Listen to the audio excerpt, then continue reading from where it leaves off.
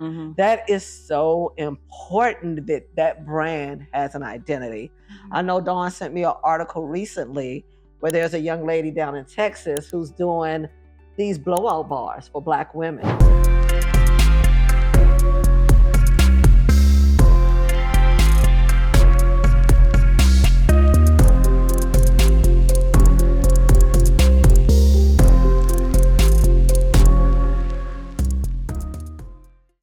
Specifically because they are finding that so many of the texture clients are not having a good salon experience. They're feeling like they're overcharged. They feel like, I'm sorry, I almost get choked on that because really I'm constantly telling my clients that I could do 2 relaxed clients in the time that it takes me to do one texture client. So you have to understand that for us, we are in sales and it's about time. But I don't want to get too off track with that. But I do see a path for this specific salon after reading the article. Yes. That they could certainly be a 7-figure salon. So they're patterning themselves after a dry bar. One thing that stood out to me in this article, though, they were trying to charge $75 a client. Wow. I do think that will change. Yeah. But they have all of this corporate backing. I mean, they already have committed over $3 million to this brand to bring this. I love that. Right. Yeah. So I do love it. So they're looking at volume. Right. So I guess because when we're talking about reaching back, how do we put out to our viewers, our aspiring entrepreneurs, especially in this beauty space, what do we have to say to them that can help them get to that space of becoming a 7-figure salon? Do they have to go corporate or can they do it from a mom and pop standpoint? I will say something pertaining to even that brand. When you really start looking at it from what we know already, they will struggle with retaining stylists because I'm sure they'll pay them hourly or salaried. Correct. Because they can't do commission at $75. Or they're going to have an extensive a la carte menu. They would have to have to build the ticket prices up. And then, of course, they would have to focus a lot on retail in order to like bridge that gap between what they're not getting at the chair. Yeah, they're not getting it in the chair. And I mean, you're going to have a stylist spending so much time on one client that it would be interesting. That's why I sent it to you to see how that really plays out. It sounds great up front, but from what we already know, how does that really work? They would have to spend a lot of focus. Actually, I think they're going to they're going to create a lot of jobs. I can see a lot of young, especially lazy people. They're not going to get paid enough though. But they're in Texas. Now they're in Texas. But they're trying to maybe make this a But I still see it might work. I'm sorry. I think it might work because there's so many people who, no matter what they do, they just can't get it. You know, I mean, everybody is not talented. Everybody is not, don't have that creative flow. But there's some people who can, all of us should be able to blow dry. And to be able to blow that hair out, and I'm sure they're going to train them, and they probably have their own way of how they do things. For her to get backing, she has her T's crossed and her I's dotted. On the business side, not necessarily. And on the chair side, I believe, because I'm going to tell you something, it would not be going there if it wasn't being done, and it's going to be done smoothly. I think that there are going to be people who go there who didn't realize what they were walking into and leave. But she's going to have people come who are going to, she might even get some other ethnic groups that come and work there to do that, who know how to round brush really well. You know, that would be so tricky. They do want to learn how to, they're trying to learn how to do textured hair. They're having people fly in to teach them to do textured hair. So, but even Dry Bar has had to change their model, because it just did not. They wasn't charging $75. They were charging $30, which was equivalent. Because I mean, their market is different, and that's equivalent to what the rent's still the same. Yeah, and it will be still the same Yeah. But they did roll out a huge retail space. They did. Yeah. And I mean, you see that retail still continuing to grow, even though the salons their doors are constantly Which closing. could be their end goal. Right. Their end goal could be something outside. I don't think their end goal is the chair. So do you think we're getting the short end of the stick again as the beauty industry? Because are they using our craft to create a space for them to make money? I do think so, because I think I think the whole end goal with that is what they want is our clients' names, information, phone numbers, email addresses. So now they know you have Dawn, who's 40 years old, who makes $100,000 a year,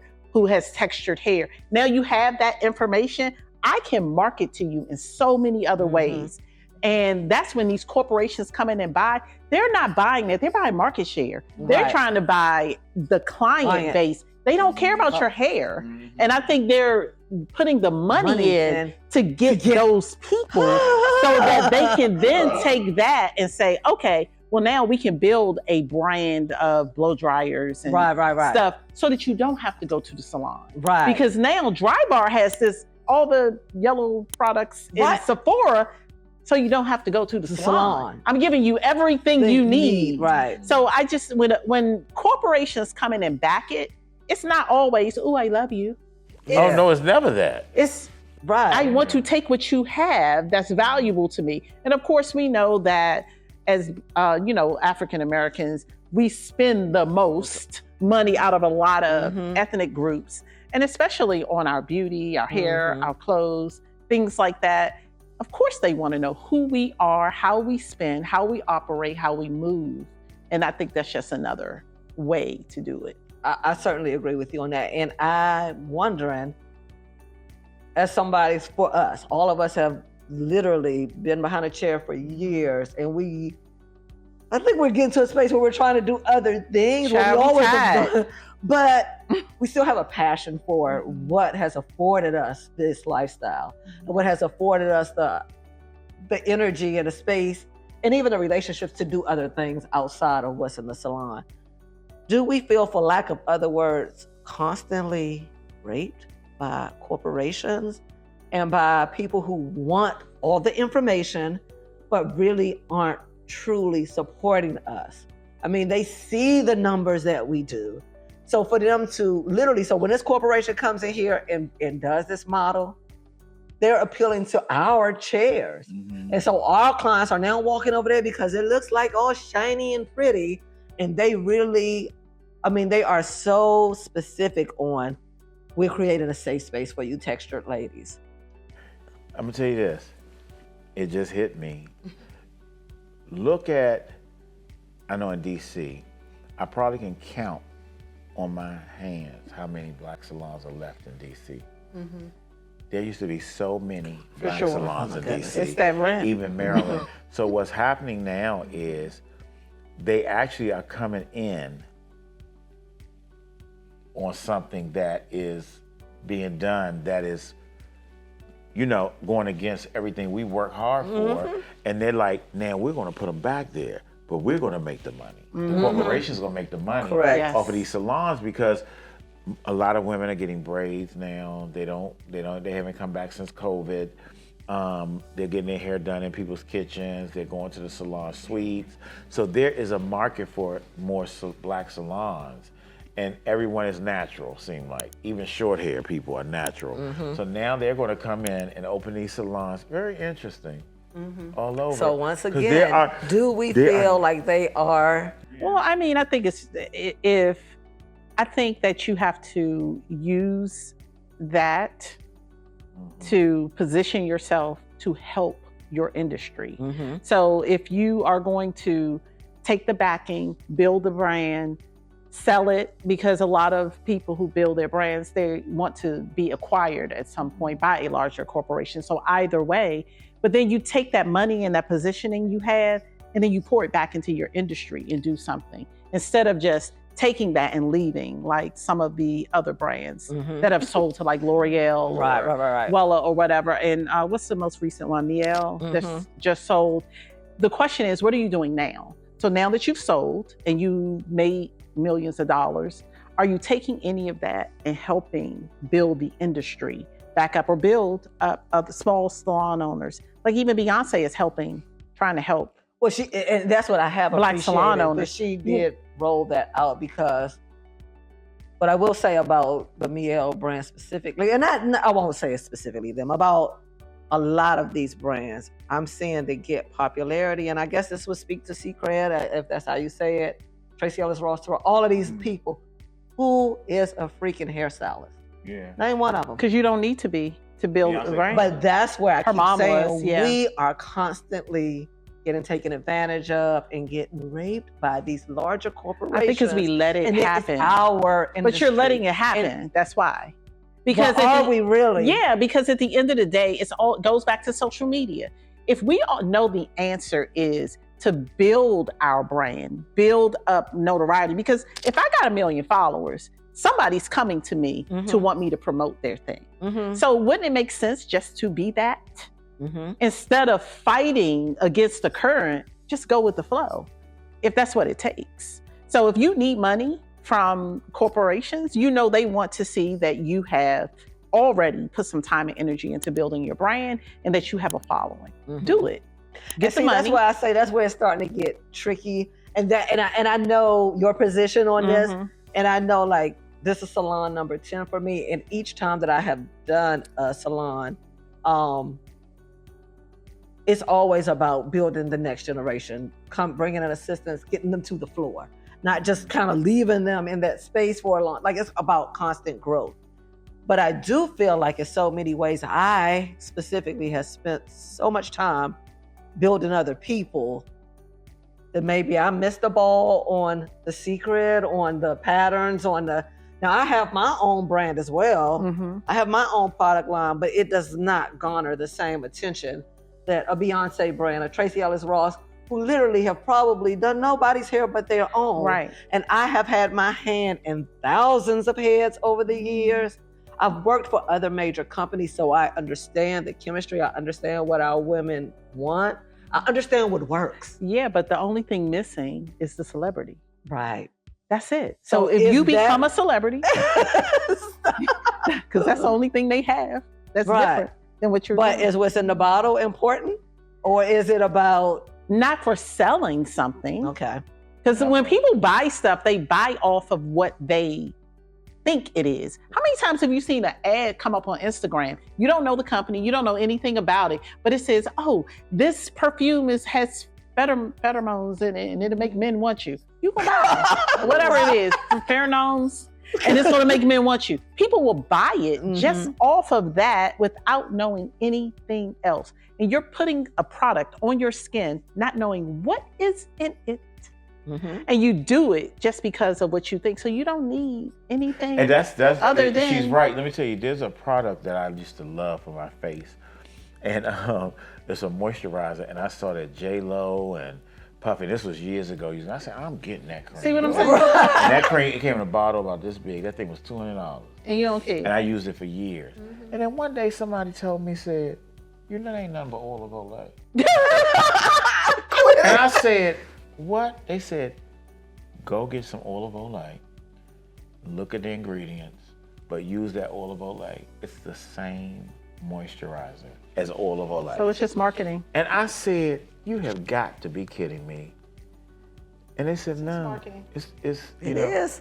That's all it is. So I mean, like I said, the only thing missing sometimes is the celebrity, which is why the younger generation do focus so much on social media, because they know if so Mael, who was her celebrity? Did she have no celebrity? Well, she branded. She branded and marketed herself. And she had a lot of influencers that used her product. So, I mean, you can hire some influencers because your product is amazing.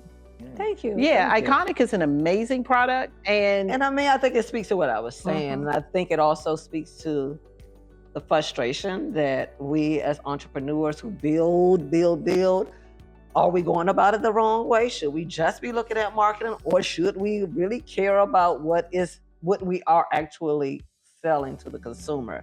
Because I do feel in some ways charged to, especially since I am the one touching these people. A lot of these things are just they're off camera, or they're not really coming in contact with the consumer. It literally is just marketing. Right. So I guess I'm trying to get, do we need to continue to work that way, or do we throw our hands up and shift and go that direction? And does that leave a space for us to ever become that 7-figure? Because I feel like that's always the goal. We started out, we spent so many years on this, and we constantly seeing so many people reaping the benefits of the work that we put in. One, the salon suites, that's a real estate deal that has nothing to do with what we have stood up and built, for ourselves. I think I'm gonna be honest with you, and I'm gonna keep it real. We messed that up. Yes. Let me tell you how. Tanya, I want you to think back at how many, before you even went to Atlanta, how many people came through Airport? How many people knew about you before there was a social media? People who came to DC, how many girls from Howard who are probably executives now who have come through there? Me, how many people have come through my salon, even from 18s to me owning Vernon Martin's? You, from having your salon, having, Bang, and how many times? We probably had an opportunity, I know we did, before there was a Mael, before there was a lot of these companies to do this, and we didn't. We didn't do it. Not saying that it's too late, but we can't really come down on it, because for real, I always think about how much money I've spent. Ooh, don't say that. On clothes, on cars, on this, on that. And I'm like, I could have had a hair company right now. I could have already had my own product line. We should all be on a beach somewhere talking about how well our products did and it's sold. And during the podcast, I'm drinking pina colada. All right. But we didn't. But it was a lack of knowledge. It was a lack of knowledge. A lot of us just didn't know. Well, we knew too. We just didn't do it. Yeah, a lot of us just didn't know how to do it. You didn't know how to do it. Or I remember when someone sent me to the factory. I still have these pictures. It's so funny. Sent me to the factory. There's a couple of factories in the United States that, and I was like, okay, I'm gonna do this. Back when the girl first started, she was like Mael, and you don't hear about her anymore. She did it in Brooklyn, out her basement. Oh, Carol's daughter. When somebody first told me about her before she became popular, and then I think Jada and them tried her product. I mean, you don't even really hear, but guess what? She sold it. So now it's in Walmart, Target, wherever. Started off at Macy's originally. Yeah. But my thing is, she started making it in her basement.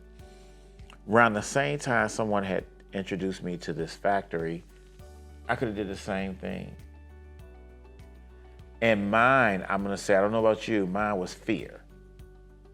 It was fear. I did not want to fail. And I didn't want to fail, and I didn't want to, I could have backed my own product because I made the money. I didn't need nobody to back me. I could have done it. But I had a little fear, I had a little this, little that, and I was like, no, well, I don't have the time. And I found every excuse. I found every excuse not to do it. Now, when I first started doing my hair company, it was before people were still selling hair here and there, but you didn't have nobody that had a celebrity. So when Erica Campbell said, Vernon, I'll do it. I'll be your face. I'll never forget, Kaya said to me, she said, you're the only one who got a celebrity that said they will sell your hair. You better get on it and sell your hair. Right. But this time it wasn't fear as much as I kept trying to find other people to give me money to do it. I didn't want to use my money. And I was trying to get other people's money to do it. And a particular celebrity, I'll never forget, it was actually Patti LaBelle, had me come to her house to show her a wig. We gifted her a wig or whatever. And we sat there, and I took one of my stylists with me, and she cooked for us and everything. And again, another opportunity that I could have used that for marketing, to do it. Do you know how many, there's so many that have worn my wigs, and I never said a word or did anything with it. You know, for whatever. Essence Fest, I was the first, we had a whole thing at Essence Fest, and we had the most popular booth that year. Everybody came to our booth. MC Light, I think Mary came through there. Everybody walked through. I mean, just look, and I had it laid the F out. When I said I laid that thing out. And so, again, but then COVID hit not long after that. And then I saw so many people selling hair, and I said, I ain't selling no hair. There's too many people. Right. It's oversaturated. It's all we use that word a lot. Yeah, it's oversaturated. I'm not putting a wig on my head in a mirror, showing people, So I noticed that a lot of the guys who were selling hair or selling wigs, who were celebrity stylists or whatever, they would put them on and show you how they look. And I was like, I'm not doing that. Right. So I'm like, what do I do? What do I do? You know, I would fly to California and meet up with Erica, and she was like, well, what are we doing? What's going on? But I wasn't as committed to it as I should have been. And by now, somebody should have been buying that wig line from us. Right. They really should have. But what also I found was people didn't want to spend the money for hours because I wasn't making them by hand. You know, I was having them done. I was having them sized and done, which cost a little more, which means I had to charge more than probably some of these people. Because I said, ain't no way only. And then I'm looking, I said, but wait a minute. These people paying them $9,000 and $1,000 for these wigs. Yeah. But they wouldn't, because, you know, a lot of times too, we market to people we know. The wrong people. And people we know Won't support us like people we don't. don't Y'all get mad at me. Our friends and our family They are not your will market. not pay us what we deserve. They are not your market. And they are not our market. And if we keep selling, sorry y'all, to them, we're going to be in the poorhouse. Right. You know, so that's what I think happened, you know, and I had all these friends and family wanting the wigs, but they weren't going to pay me $900, but they'll pay everybody else that. Right, you know what I mean? right. Yeah, it's interesting. And I guess I don't know. My story is definitely not the same as yours. That's an interesting take, though, because I guess fear. I don't think I've ever really feared. I think my issue constantly. I mean, I had 2 30-station salons, so it's at a time I had 100 employees. I felt so committed to their growth that I do think I ignored all of the possible. I can remember when they were first changing the Atlanta airport over to Andrew Jackson, whatever it is, the old mayor. And they wanted us to do a kiosk in there, or do a salon in there. And I just couldn't wrap my mind around how a salon would work in the airport because I knew the time that our clients spent, and it just did not make sense to me. So I will say I am a person that any opportunity that comes my way, I'm gonna take the time to listen.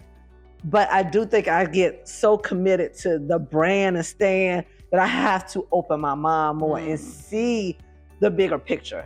I definitely think I see the big picture, but not the bigger picture, because there's a few opportunities that now that we're on the other side of it. I'm like, dang it, I missed that. But I did listen. I didn't ever feel that fear. I just didn't feel like I had the information at that time, or that I was as savvy of a businesswoman to do those. I knew what I knew. I always trusted my hustle. I always trusted what I knew. It had never failed me. And still to this day, it hasn't failed me. But I'm not concerned about failure. But I do know what I can trust, what has been tried and trusted. That, like, sometimes I think I was just like, that just don't feel right to me. You know what I mean? So it was more of a feeling than anything. Also, it's thinking out the box. So let me tell you this. I don't think that we also always need a celebrity either on this. Let me tell you this. I went to HSN, had a meeting with them, sat with them, everything. Flew to Tampa, did all of that. Now, of course, somebody introduced me into that, but I still went. And even with your brand, what you're trying to do, because now it's something totally different, and this time it's not the fear, but you have to think about, where do you want it? Where do you feel that your products are best served? and then you take it from there. And you get you a damn good marketing and promotion team, and then you say, but I could do good at Walmart. People think it's hard. It's really not that hard. You get the proper packaging, and you can get them the product that they're supposed. You have to have a certain amount of product with them. I got to remember. I looked into them a long time ago. I did. You have to be able to deliver. Brand, but I do know. It can be Walmart. It can be Sephora. It can be whatever. You go for it. You go for it. Right. Especially since you have a great product. I saw your packaging. Great packaging, because that's what they're very into for real. The pack, they don't even care what's in that bottle. Right. They're into packaging. So you got the right packaging, the right. You can deliver the product the way they need to deliver it, and there you have it. Yeah. Yeah, but there's so many other ways as well. Because even when you look at like Wynn wasn't in any store. And he had that little cheap little product, but he was on TV. He had his little infomercial. He did amazing until so I wonder how. I really don't even know how much I felt like so many clients were coming in with the stuff. Yeah, and get that out of here, right? But at the end of the day, that goes to show you that it's really 100% about understanding who your market is and focusing on them the same way you focused on your employee. Right. You just focus on who your target market is specifically. Yeah. So there's so many other ways, and just going back to circle back around to being a 7-figure brand. All of us have done 7 figures in our salons. So it's like when you really start thinking about the fact, and I think it's a struggle for Black salon owners, and it's a lot of it is because we don't really seek help outside of what we know. What helped me a lot was when I partnered with Aveda, and of course Tanya's in Aveda salon, but that helped me see things a little differently and made me start thinking a little different. But it's definitely possible to make 7 figures in the salon if it's commission. I don't know that it's possible as a booth renter. I don't believe so. It's not. I definitely know it's possible with retail, 100%. It's possible with education. And all of that can be coupled together inside of whatever your beauty business is. So I think it's very possible, but it does take a lot of thinking outside of the box, which is where most people struggle, is really being able to say, okay, like with the airport. Because see, when you said that, I immediately thought, well, I don't necessarily have to focus on hair. I'm going to focus on retail. That was the first thing I thought. Right. And it would be express services. Like you can't get anything but a cut. Right. You can't get anything but maybe a blowout on relaxed hair. And see, where I was at that time, I just didn't like the way that, and I didn't have my own product. I was Aveda at that time. And so involved in Aveda that I helped bring maybe like 4 of their SKUs to marketplace. I worked on the B Curly line. I worked on the Sap Moss line. So that's what prompted me to. Is the bomb. It was amazing, but they changed the formula now. But whatever, they didn't listen to me. So but what I'm saying is, that's my point. It was never a fear thing for me. I think I would get so laser focused on what was in front of me at that moment because I wanted to master that 100%. So like seeing all of those other things took the focus off of what, you know what I mean? And like I said, being a salon owner for so long and me promising people when they come in, I would be so focused on building them that I do think a lot of times I have lost focus on building myself. None of my salons have carried my name specifically. So I never was like trying to, and I'm not saying anything wrong with that, but I should have done that a long time ago. I mean, I've had 10 salons under 5 different names. If the first one would have been Tanya Tymus, you would know that name and then throughout the duration of my career. For sure. But I took each brand and branded it separately. And I looked at what I was trying to accomplish. So I definitely think I did a great job on focusing, but maybe too focused. But not opening I think my it's a mind very up. specific blueprint to get into 7 figures in the salon industry. And I think it's possible. Our counterparts do it regularly. All the time. So I just think that's... How did you push Aveda? So Aveda is very specific about the way they do things, almost cultish. Yes. But I believed in it at the time, and all of my Aretha salons were my 7-figure salons. Yes. I've had 10 and I've had 4 7-figure salons. But I do think their tutelage helped tremendously. They were salons and spas. So we carried their whole brand, everything. But it did make me think like, why am I constantly building this brand when I'm also not only building their brand, giving them the knowledge to grow their brand? Because they took that information for sure. So once again, I'm saying, I get back to thinking about, did I really give too much? Because I mean, those SKUs are still on the marketplace. But an interesting point you made, my only 7-figure salon was an Aretha salon. So there's something there to it. So you have to give credit where credit is due. But who was buying the product? You only focused on selling. They only really bought the finishing products on my end. Yeah, most black salons. Yeah, because they come more often. And you learn to, a lot of the SKUs have changed, which is why I've moved away from them, because I really did love their mission. And I will say this, the person who created Aretha is a hairstylist. Horace was a hairstylist in the 70s. So before everybody was on this organic, I mean, that was his thing. There, yeah. And so what I loved about them is they did not allow their product anywhere outside of being an Aretha salon. 100%. So the diversion was totally unacceptable. If I saw 2 products at CVS, they would send an Aretha rep in there to buy them, to get them off the shelf, because they did not want their products outside of the places that had committed to them. And with that commitment, they committed to you. So they did constantly pour into you. So it was almost like a mentorship program as well. So that's what I was asking. Were there people who called your salon to buy the product who did not patronize it? Oh yeah, because 100%. They would put it on the site, and because you couldn't get it anywhere else, people would travel to get that product from there. So that did become a plus. And then honestly, the spaces that I had, Buckhead mostly, was predominantly European, but my black clients loved the product. So did mine. And they still love it. You had to like teach them, but once you educated them on it, I mean, it really did work great on our hair. That was some of the healthiest hair that I had seen. I agree. Some of the shine was phenomenal. Right. But once Estee Lauder bought it, they just changed tremendously. Once again, they sold out. And then when you don't have that stylist reminding you of what's important for everyday use, you lose that value somewhere along the way. So I guess I'm still kind of trying to figure out, how do we maintain our value and stop giving it away to everyone else? That still seems to be an ongoing battle, at least in my head.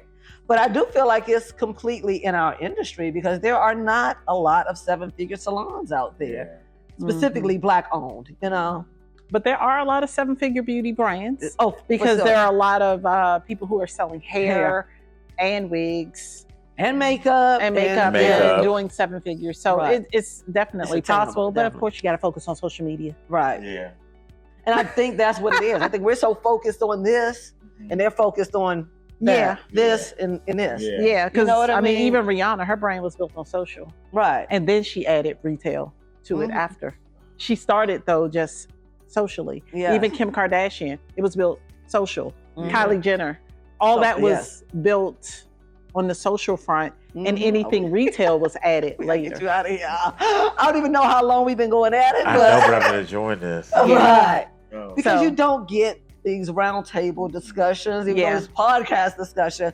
But really, we're all constantly, with all of our other endeavors, outside of the salon, that takes up a lot of our time. But then also, you have several other businesses, Dawn has several other businesses. So we always have things going on that we don't always get the opportunity to come together and talk about the state of the beauty industry, specifically in this area, but as a whole. You know what I mean? Yeah, so I know we could probably close out with just, since we all are seasoned. Yes. I know we've all been in the industry for 30 years plus. Yes. So it's what would you really do now? Because another big issue is, how do we retire? A lot of stylists get stuck with, I can't stop.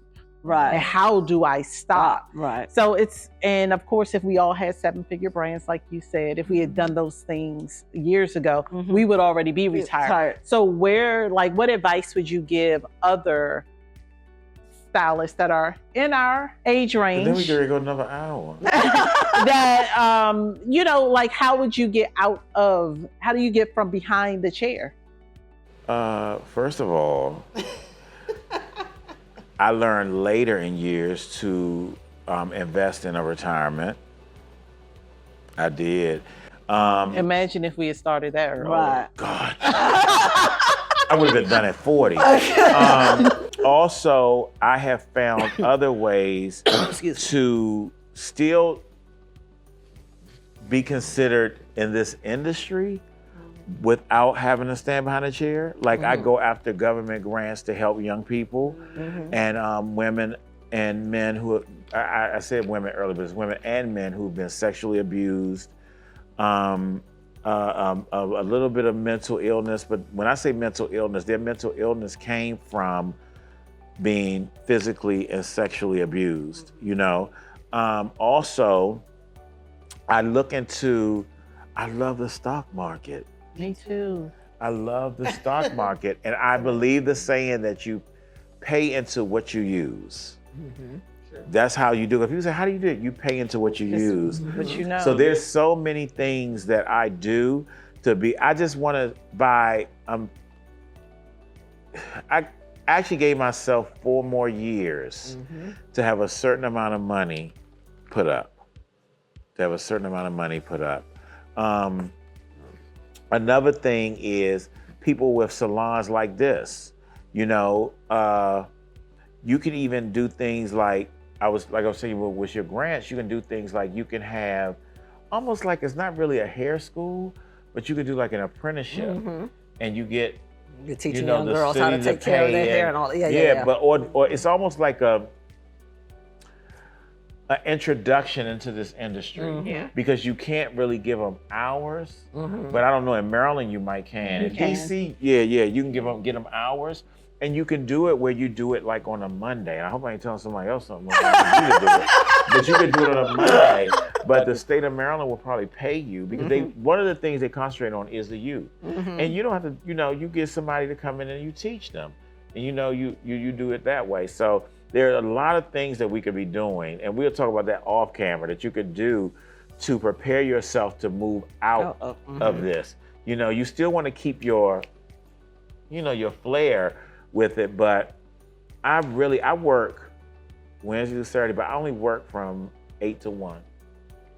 I can't go past 1 o'clock. It's a whole Every other Friday now, I do go a little longer on Fridays. But I can't do this all day, Right. But I want to get my mojo back because I had lost it for a minute after COVID, so I need to get my mojo back, And I'm also getting tired of seeing misinformation. Yes. People teaching and they're teaching misinformation, and it's so funny. One of my friends called me and she said, "Vernon, I just watched somebody doing a haircut. They had all these people in there, and they cut all their hair the exact same, didn't they?" She said, "Yeah," and they weren't. And I was One trick pony. Yeah, they don't. But guess what? I couldn't knock it. I said, "Well, look, they get paid. The people who are paying for it are stylists. They don't know that." I ain't gonna tell you my secrets. They're just kind of smoke and mirrors. Yeah. Smoke and mirrors. But they're paying for it, So until they don't, because I don't know that it's a repeat thing. I feel like. Yeah. You got to try because of the hype, and then you realize, this ain't all I thought it was. That's true. So, but there's so many things you could do, we all could be doing, that we can add to this industry without standing behind that chair and making the money. And I have faith that 7 figures can be made. It's just that, again, you have to think out the box. Definitely. And what you're going to do. Because I think of stuff like this, I'm like, I want to remodel. Now, I told you how long I did my lease one. And I'm like, I want to remodel. How am I gonna do this? I got an idea. I'm gonna get some money. I'm gonna do this. I'm gonna do, So it's easy to get other money than from behind that chair. Definitely, yeah. Because if you leave it to that, you ain't gonna get those stuff. Right. You gotta be creative. You definitely do. This was nice. You have some advice before we? What to get from behind the chair? Yeah. Yeah, I feel like you already know. I feel like everything should be passive. That's my thing. Yeah. So I do think that even with the product lines, you do have to focus on not necessarily social media, and things do not have to include you physically in your face, but really just focusing on Instagram, Facebook, Google Ads, and your social media presence, and your brand can get to 7 figures without your face, without your name, without your celebrity, without anything. The brand can stand on its own, and you could actually have one big brand and several sub brands under that, you know. So, I mean, you know, that's my thing. I'm more, you've heard of quiet luxury. I believe in quiet income. That's my thing. So I don't think it has to be loud and boisterous. Right. I just think you can make money doing a lot of different things. You can sell, like I said before, cell phone cases. You can sell sunglasses. You can sell whatever you want to do. Pop an ad on social media and sell it that way. And of course, I've been in real estate for 24 years. So I believe in having several doors. Definitely. I mean, I think the same. I feel like my data is very similar to yours. I have retired once before and sat down for 5 years. And I really came back to this more for a passion. As we were talking about giving back to just not really liking where the beauty industry is going. So that was my main purpose for coming back. And I do feel like, on The Godfather, like I got sucked back in because I am spending more time behind the chair than I anticipated. I do love the chair. I will be honest. I'm probably one of the few mature stylists that still love the chair. But I do want to love it 2 days a week instead of 4 days a week. You know what I mean? And even though I'm a little more seasoned, I still have a younger child, and my timeline is the same. When he goes off to college, that's when I plan on coming from behind this chair and literally like focusing on some of my other brands that, you know, I will never lose focus on the salon because it's such a part of who I am, but I will be doing it from outside of the salon at that point instead of standing in Well, there. You'll find me on with a tiki bar. I'm going to buy me a tiki bar, and I'm going to make margaritas every day. All right, fun. Y'all think I'm joking? I don't, because trust me, I just got back. I want to live my life in a bikini. I was thinking about your goals. I was like, the cost of living ain't bad over here. I'm seeing Dawn's vision now. When Dawn said real estate, I just think back. I'm like, oh, you know. If we had bought on H Street back in. I remember Anwar. You remember Anwar? Anwar used to always be saying, you need to buy something on H Street. Wow. I grew up around there, so. And so did I bought a house. H and H. I bought a house for. I'm not even gonna say It's that's embarrassing the only at this regret point. in my life. Right. Because I sold that house. Listen. I bought that house for $185,000. If what and we know now, we knew worth then. 1.8 now. If it's a day. I'm just saying, and I mean, it's just so many. I'm sorry. I didn't mean to rub it in. I did not mean to rub it in. The only regret I have. Well, one thing for sure about real estate, it always goes up. It does. It may go up and down throughout time, but at the end, it always appreciates. So it always makes sense. Yeah. Definitely. So I mean, even now, if I am a stylist in their 40s, but I would buy real estate. I would, if I had wanted to figure out how to retire, you definitely have to buy real estate. You definitely have to invest in the stock market to some degree, even if it's just index funds, something, put $100. Just don't do DoorDash this week. Put $100 in an index fund or something every week to aggressively try to move it forward. And you have to have at least one stream of passive income, something that does not require your physical work, your active work. One stream. Go on Alibaba and buy some sunglasses and sell them on social media. Do something. Yeah. I feel like that is the basis, because one thing about this industry is all it takes is a car accident, a fall, a bad hip to be broke. Yeah. Okay. So it doesn't take much. So you have to start shifting earlier. Yeah. So, I think we did talk all things business. Yes, it's been amazing. Business. Yeah, Vernon has been amazing. We've learned so much. Right. Only thing we didn't touch on, and I am going to let you out of here because I feel like you brushed past all of those celebrities, and I know our listeners always want to hear that type of thing. I think for us who have done the celebrities, you get frustrated with it because you know it's not all that, it's not. Right. But it is a part of who we are and a part of what people always love to hear. Mm-hmm. So do you think that you had to do something specific to gain that client, or do you think it was just your work? It was actually word of mouth. And when you say do something, it's how I treat people.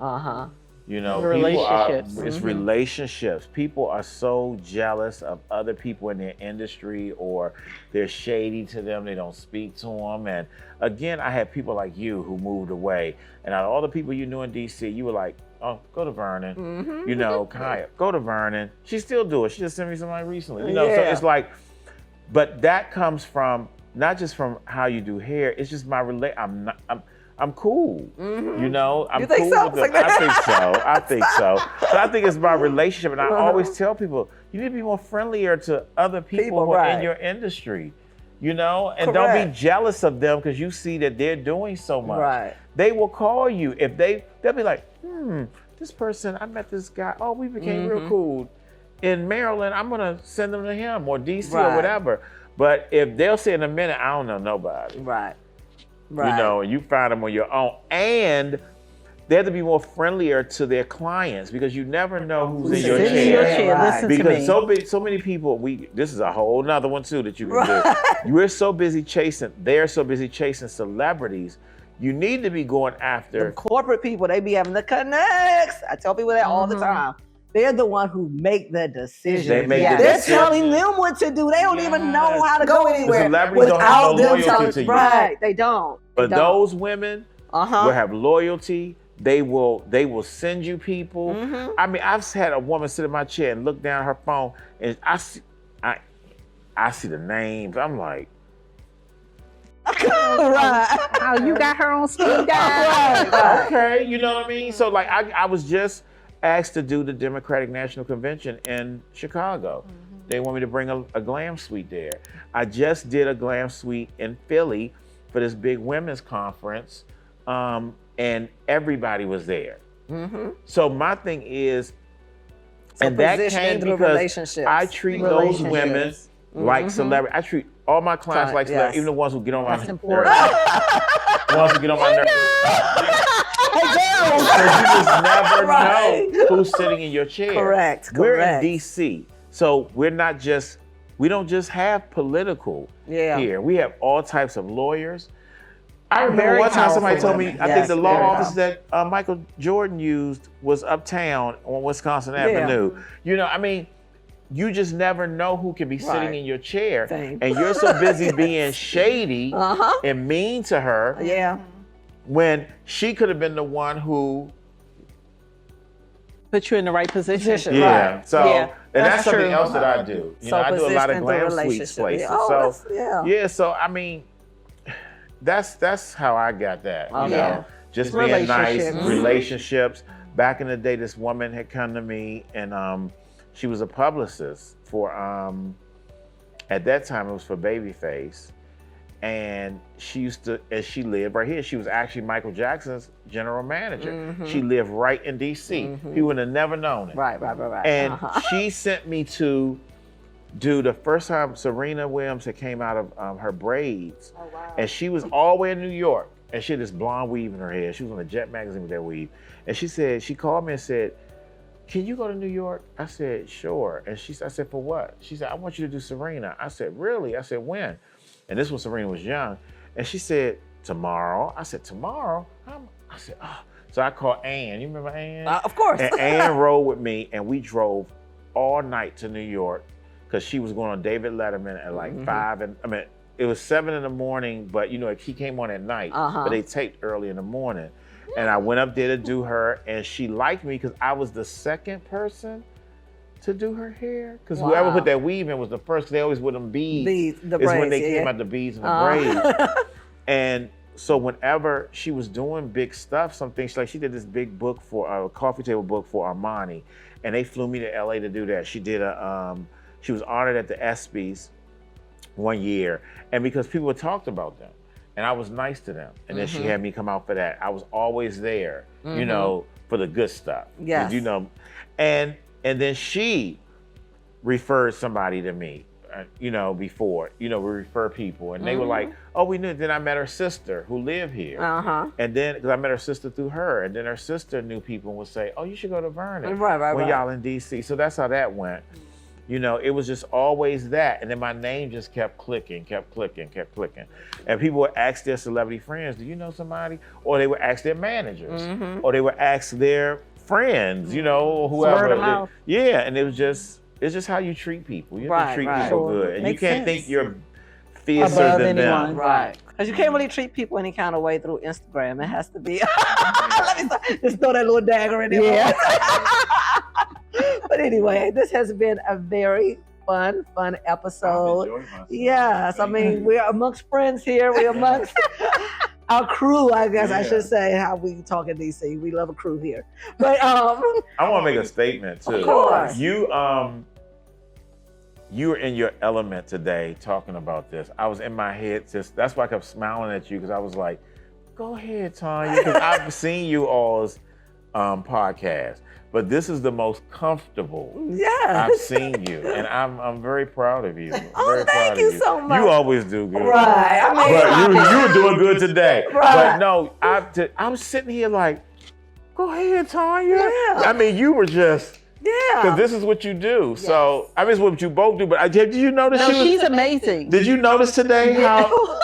She's like that all the time. I'm just sitting here like... Oh, that's sweet. You were... I mean, I'm like, go ahead. Well, it's always easy when you're talking to people who you feel comfortable with. You know what I mean? But this your thing. That's really what this is about. Yeah. Like, really teaching the next generation how to do what we have done. As we constantly say, this has afforded all three of us a very beautiful lifestyle. Right. And I do look at us as entrepreneurs first, before stylists, real estate, and all of those things, because we have embarked on so many different things. And I do think it's important, as I was saying earlier, that we pour back into them, because they do have those walls up and we have to fight through those walls. It is really kind of, you know, we're charged to do that. Someone did it for us. Look at Dawn's face. Someone did it for us. We had those mentors that we looked up to, even if they didn't know they were mentoring us. They were mentoring us. So we could be mentoring someone today that has have never to be receptive. They just got to be receptive. Ain't nobody but that's probably sometimes who will be more receptive. Some of those people who have not physically met you, but hopefully a word that was said or experience that we had. You're so positive. Can definitely help. The comfortable introvert. I'm sitting here like, where is she? Yeah, you're so positive. Right. Yes, I love it. Yeah. Because your girl over here is tired. I'm tired. Okay. I'm like, I'm tired too, but I'm going to send them to Tanya, the ones who need mentorship. I really don't want to leave it where it is. Make a deposit. I ain't going to be there. I can't leave it I like that. want the respect to come back. Yeah, 100%. For real. Yes. 100%. Yeah. But, you know. All right. So... Thanks, guys. All right. Thank you so much. All right. Thank you so much, Vernon, for this was great. Sharing with us your journey. And until next time. All right. Until next time. Because clearly we're not ending. We're constantly going on and on. All right. Until next time. We'll have to take it to dinner from here. That was so good. This was nice, guys. All right. I don't know why I'm waiting for it to stop. Like, we can't just get up and stop.